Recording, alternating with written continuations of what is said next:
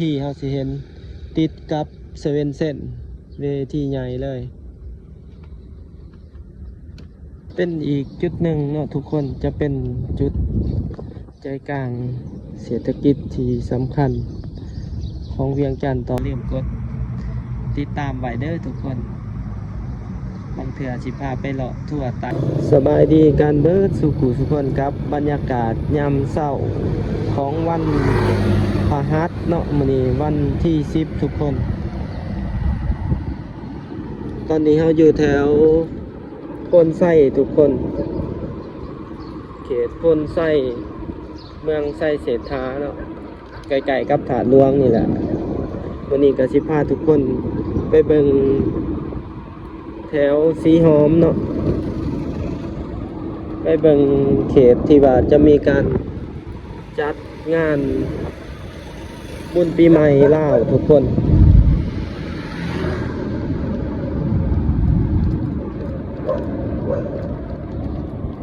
มื้อนี้ก็ออกมาแต่เช้าทุกคนตอนนี้ก็เวลา 6 โมงเพราะว่าสิถ่ายตอนสวยๆกับแดดร้อนหลายมื้อนี้แต่ละมื้อเนาะคือว่านี่ก็38-39องศาบ่ไหว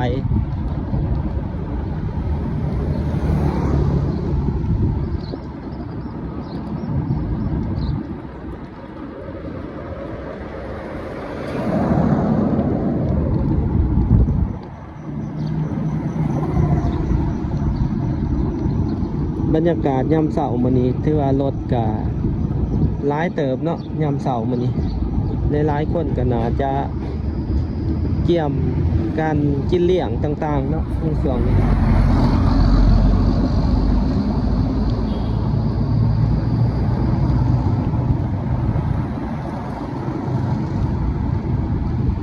ครูบาก็ยังย่างเลาะบิณฑบาตเลยยามเช้า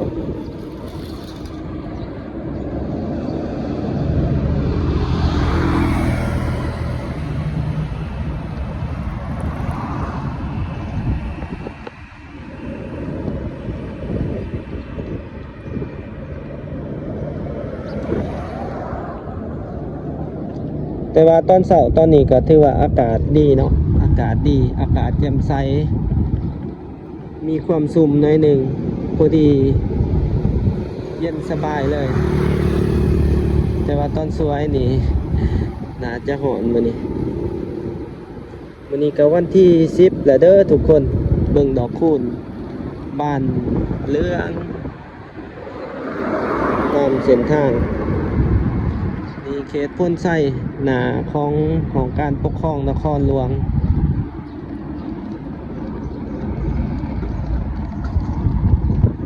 ขวามือก็เป็นวัดถาดฝุ่นทุกคนนี่ก็เป็นป้ายรถเมล์ BRT เขตพ้นไส้ทั้งหน้าก็เป็นไฟแดงสีแยกไฟแดงดงประหลาดเนาะทุกคน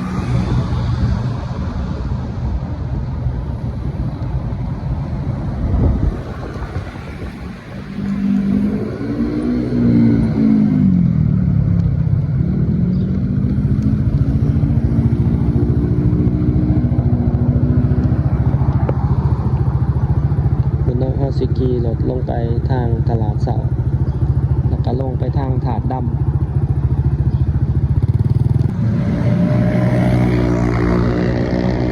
นี่ก็เป็นบรรยากาศทางหน้าตลาดครัวดิน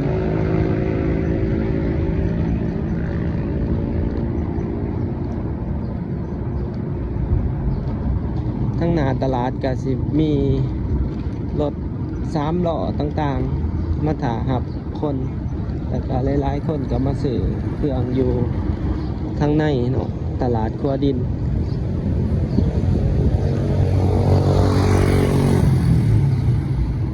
ทางหน้าเฮาก็เป็นป้ายรถเมล์ BRT ตลาดเช้า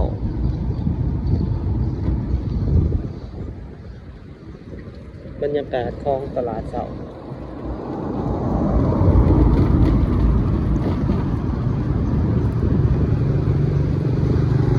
ก็ยังเงียบๆทุกคนเพราะว่าตอนนี้เวลา 6 โมง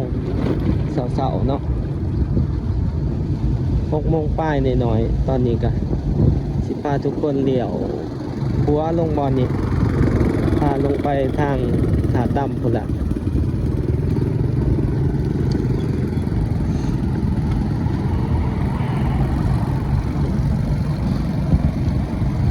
ตึกสีส้มหันกับเป็นรัฐวิสาหกิจไปรษณีย์เนาะไปรษณีย์ลาวเดี๋ยวลงไปทาง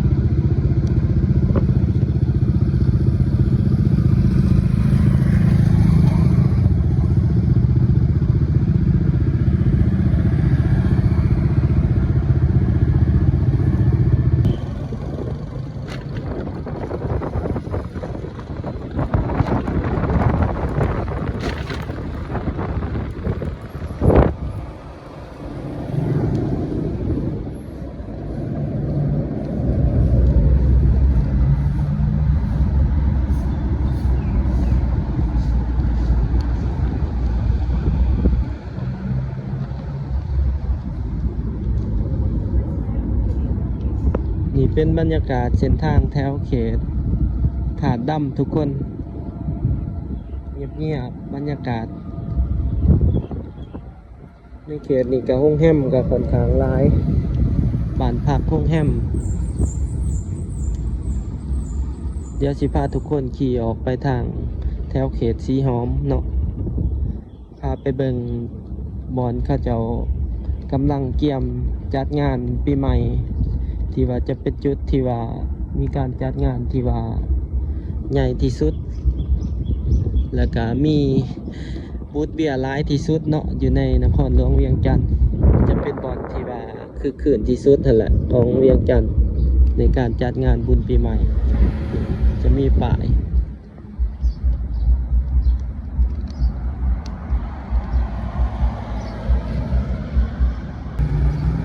เดี๋ยวเราลงไปเบิ่งนำกันทุกคนส่วนใหญ่เพิ่นก็สิจัดอยู่ตามซ้ายทางนี่หลายบูธเบียร์แล้วก็ในเขตตลาดแรงสีหอมนั่นแหละทุกคนบ่อนนี้บ้านพักโรงแรมหลายถือว่ามาปีนี้ค่อนข้างว่ามีโรงแรมใหม่เกิดขึ้นหลายอยู่ในเขตใจกลางเมืองเนาะถือว่าเป็นเขตใจกลางค่อนข้างว่าเป็นเศรษฐกิจทุกคน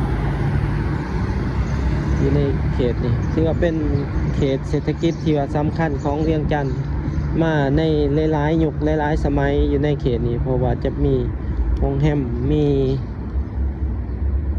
หลายๆอย่างทุกคนบอนท่องเที่ยวปีนี้เวทีใหญ่กว่าเก่าทุกคนเดี๋ยวพาทุกคนเบิ่งเวทีอยู่นี่เนาะ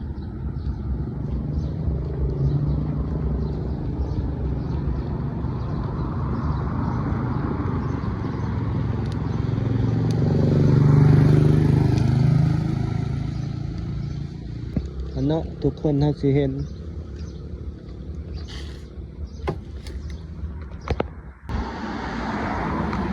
อยู่บูธเบียร์ไฮเนเก้นทุกคนอยู่ที่หอวัฒนธรรมคือว่าเป็นบูธใหญ่เลยนี่เวทีปีนี้เพิ่นปินหนาเวทีเขามาทางนี้เนาะเขามาทางหอวัฒนธรรมแต่ละปีเพิ่นจะปินหนาออกมาใหญ่เลยอยู่บอลนี่ก็เป็นอีกจุดหนึ่งที่สำคัญทุกคนบอลลินปีใหม่คนสิร้ายเนาะอยู่บอลนี่คนสิร้ายเดี๋ยวเขาไปเบิ่งอยู่ทางเส้นทางสีหอมคน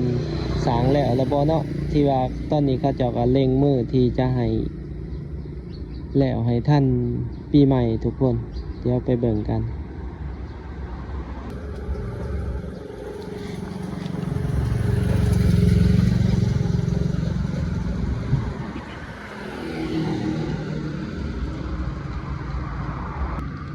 เนาะเป็นบูธทางเขาสิมีดีเจมาจากสิงคโปร์แล้วก็ดีเจยังก็ดีเจผู้หญิงที่ว่าดังๆเนาะดีเจโซดาทุกคนนี่เป็นป้ายรถเมล์เนาะเวทีเฮาสิเห็นติดกับเซเว่นเส้นเวทีใหญ่เลยสิม่วนมั่นอยู่บอนนี้ สิมีหลายบูธเบียร์ทุกคนอยู่นี่เดี๋ยวเขาไปเบิ่งแถวเขตสีหอมเขาเจ้าเฮ็ดถนนเส้นทางหอดไซแหล้วเนาะนี่ก็มีเวทีบูธเบียร์อีกทุกคนบอนนี้เนาะจะเป็นบูธเบียร์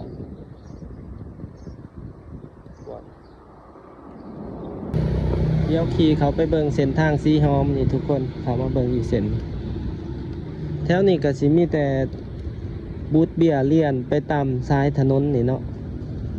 ผู้ใดมาลินปีใหม่แนะนำมาอยู่บอนนี่เนาะสำหรับวันที่14 15 16ที่ว่า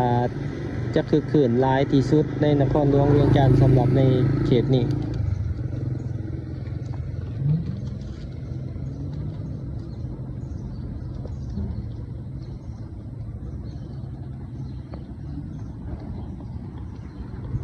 เดี๋ยวเขามาเบิ่งถนนตลาดกลางคืนสีหอมทุกคนเขาจะก่อสร้างหอดใช่แล้วจะทันบ่ปีใหม่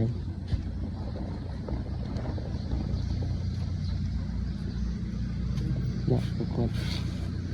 ตอนนี้กำลังเทอยู่อีก2 มื้อสิทันปีใหม่บ่ทุกคนท่านกะสิบ่จบงามปานใดเนาะน่าจะบ่สมบูรณ์น่าจะบ่แล้วสมบูรณ์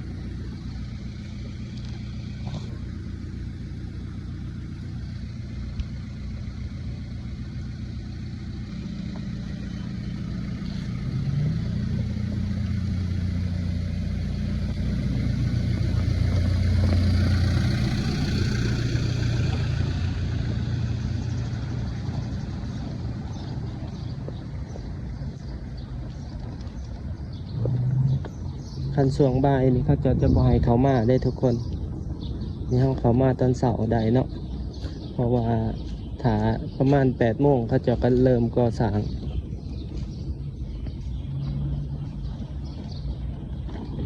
ทางนั้นเขาจะกำลังเทอยู่เดี๋ยวเขาสิขี่ขึ้นไปเนาะออกไปเส้นทางอื่นเพราะว่าบอนนี้เขาจะก่อสร้างอยู่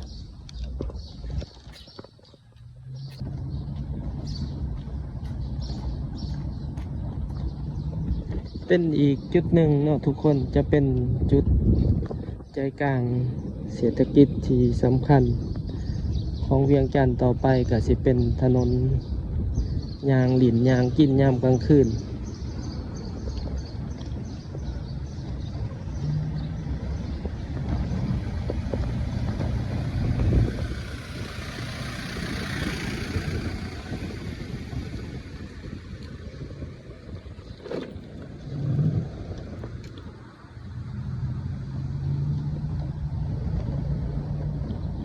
ก็มีโรงแรมมาเปิดใหม่หลาย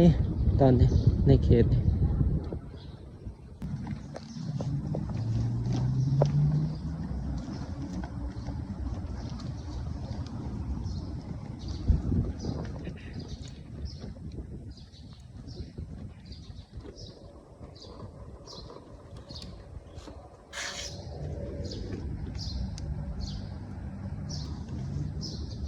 ซอยนี้มีแต่โรงแรม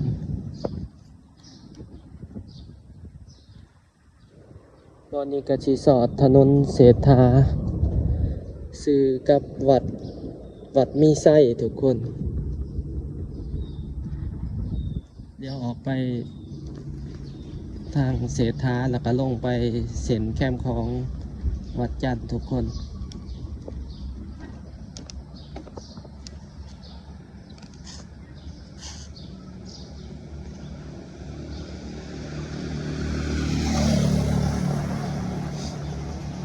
ทางหลังเขาก็ยังมีการก่อสร้างกันอยู่ทุกคนเดี๋ยวออกไปเบิ่งทางซอยโรงแรมฮิลตันเนาะ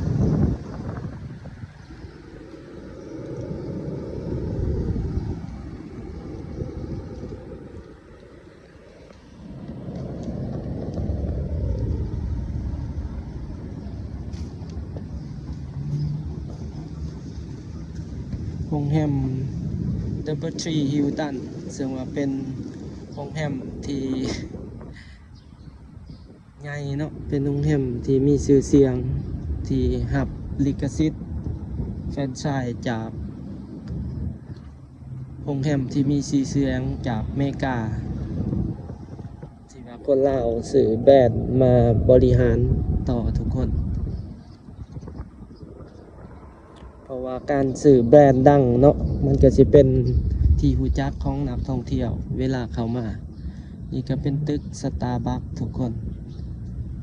สันหนึ่งเนาะสตาร์บัค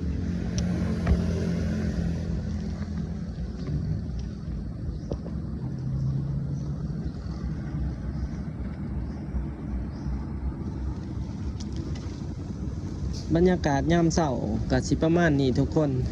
กับถนนสายท่องเที่ยวสำหรับในเขตแคมป์คลองแล้วก็สีหอมทาวัดจันทร์จะจัดอยู่ในโซนที่ว่าแหล่งท่องเที่ยวเขตเศรษฐกิจที่สำคัญที่สุดเลยเนาะในนครหลวงเวียงจันทร์นี่ถือว่าช่วงโควิดที่ผ่านมาก็ขาดเงินไปค่อนข้างร้ายเนาะค่อนข้างเสียโอกาสไปโดนเติบวันนี้ก็ทั้งหนาวัดจันทร์ทุกคนเดี๋ยวไปเบิ่งกันอยู่โซนแคมป์คลองชมบรรยากาศแคมป์คลองยามเช้าทุกคนชมบรรยากาศบอนเขาเจ้าจะจัดงานอีกจุดหนึ่งเนาะเป็นจุดใหญ่ที่สุดในนครหลวงเวียงจันทร์ของการจัดงานบูธเบียร์เป็นบอนบันเทิงปีใหม่ทุกคนนี่โซนนี้ก็มีแต่โรงแรมเกิดใหม่เลยอยู่ทางขวามือของเรานี่จะเป็นโรงแรมเลี่ยนกันในเขตนี้ต่อไปจะเป็นป่ายเดี๋ยวไปแบ่งกันอยู่โซนแคมป์คลองทางหน้าเฮาก็เป็นโรงแรมอมริโรงแรมใหญ่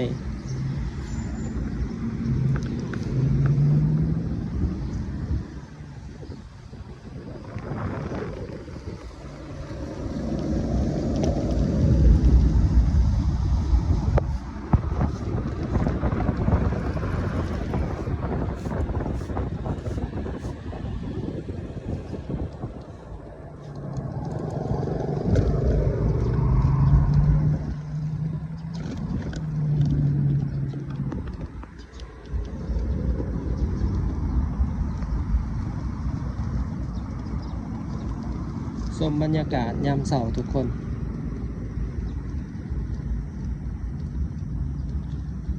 นี่ทั้งหน้าที่เราเห็นต่อไปสิมีแต่โรงแรมเลยในจุดนี้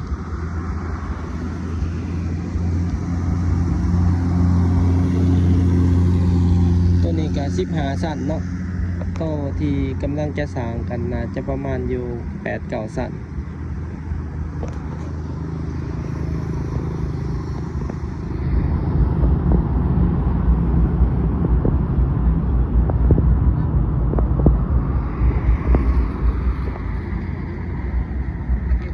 ต่อไปในโซนนี้ก็สิเป็นโซนค่อนข้างว่าจะมีผู้คนหนาแน่นเนาะทุกคนจะมีแต่โรงแรมอพาร์ตเมนต์เลยมีจุดแคมป์คลอง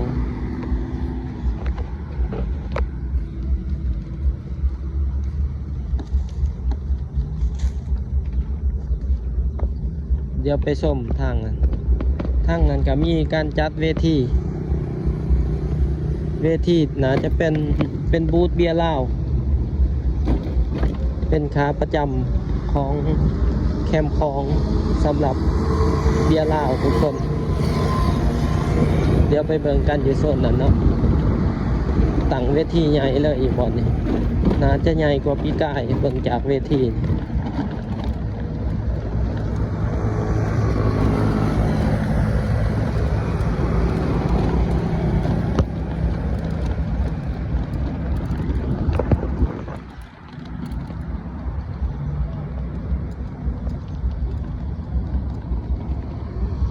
บรรยากาศยามเช้าทุกคน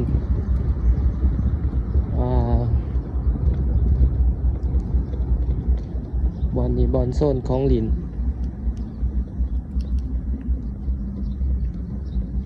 พุ่นเนาะเวทีทางหน้าเฮาเดี๋ยวซูมเบิ่งทางฝั่งหน้องคายปีนี้ดินแคมคลองมันสูงขึ้นทุกคนดินกลางน้ำมันเนาะเพราะว่ามันผัดขี้เหงื่อมาเกาะกับหญ้าวังปีกายปีนี้ถ้าน้ำมาแห้งอีกอะดินแคมคลองยึดทางกลางนี่ก็สิสูงขึ้นอีกทุกคนก็สิสูงขึ้นกว่าเก่าอีกเนาะโอ้ทางนั้นมีเสียงลำโพงดังขนาดน่าจะจัดงานใหญ่มีงานบวชงานหยังบ่หรือจังใดเนาะแต่เสียงขามมาหอดนี่ดังแห้งเติบตึบเลย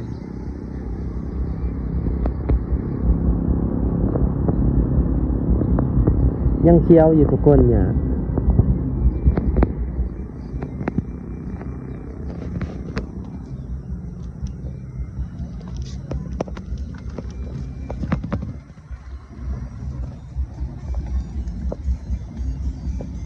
นี่มาเบิ่งเวทีเป็นอีกเวทีหนึ่งจะเป็นเวทีใหญ่ของบูธเบียร์ลาวเนาะทุกคนตอนนี้น่าจะเปิดอยู่วันที่14 15 16ทุกคนบอลนี่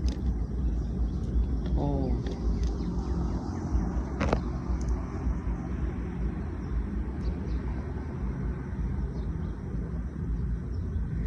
จุดเก่าถือว่าใหญ่เลยบอลเวทีเดี๋ยวมืออื่นมือฮื้อเนาะมือที่เข้าเจ้าเริ่มใส่สีสันและจะพาทุกคนมาเบิ่งอีกทุกคนในแถวเขตการท่องเที่ยวปีใหม่ในเวียงจันทน์เนาะทุกคนปีนี้ก็ตั้งใจว่าจะลงเมื่อลินไต่จะได้เมื่อหรือบ่ถ้าบ่ได้เมื่อก็สิพาทุกคนเบิ่งหลายๆสถานที่ในเวียงจันทน์การครบงานปีใหม่ลาวเนาะถ้าว่าผู้ใดอยากผู้ว่าบ่าวแม่นไซจะพาไปเบิ่งไซแหน่ก็อย่าลืมกดติดตามไว้เด้อทุกคนบางเทื่อสิพาไปเลาะทั่วไต่น้ำเนาะพาไปเบิ่งหลายๆสถานที่การจัดงานบุญปีใหม่ลาว